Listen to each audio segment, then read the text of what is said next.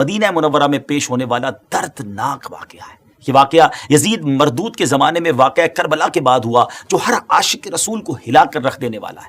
واقعہ کیا ہے کہ یزید پلید کے بڑے بڑے سیاہ کارناموں میں سے ایک سیاہ کارنامہ یہ بھی ہے کہ اس نے سیدنا امام حسین رضی اللہ تعالیٰ عنہ کی شہادت کے بعد اہل مدینہ نے جب یزید پلید کی بیعت سے انکار کر دیا تھا تو یزید نے مال و دولت کا لالچ دے کر ان کو بیعت کے لیے آمادہ کرنے کی کوشش کی۔ اہل مدینہ یقیناً عاشقان رسول تھے، اہل بیت اطہار کے چاہنے والے۔ جب انہیں یہ پتہ چلا تو اب کس نے یزید کی بیعت کرنی تھی؟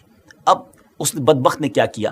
اس نے مسلم بن عقبہ ایک اپنا سپہ سالار بنا کر ایک لشکر جو ہے وہ مسلم بن عقبہ کی لیڈرشپ میں بھیجا مدینہ منورہ پر، حملہ کروایا۔ 3 دن یا 5 دن مدینہ پاک میں قتل عام کرایا۔ مسجد نبوی شریف میں کئی دن اذان نہ ہو سکی۔ جی ایسا بھی وقت آیا۔ مدینہ منورہ کی گلی کوچوں میں صحابہ کرام اور تابعین کا خون پانی کی طرح بہایا گیا۔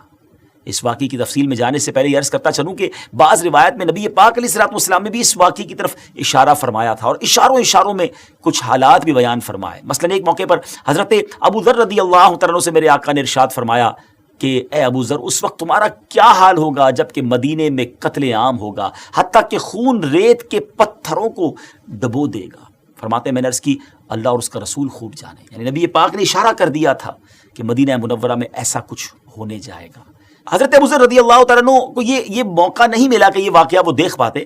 32 سنہ ہجری میں آپ کی وفات ہو گئی، 63 سنہ ہجری میں یہ حرہ کا واقعہ ہوا۔ یعنی اس کا مطلب یہ ہوا کہ نبی پاک گویا یہ بتانا چاہ رہے تھے کہ ایسا ہونے والا ہے، دنیا دیکھے گی، اور واقعی پھر دنیا نے یہ منظر دیکھا۔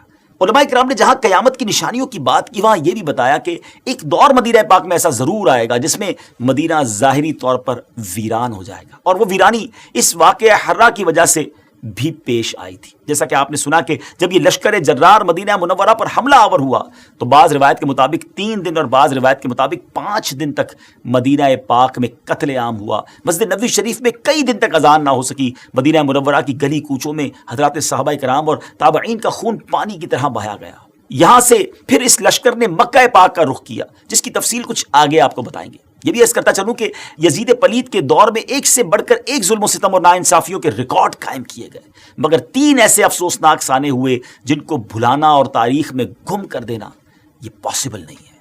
اس میں سے ایک سانحہ کربلا، دوسرا ثانیہ حرہ، اور تیسرا اس ظالم نے مکہ مکرمہ پر بھی حملہ کیا۔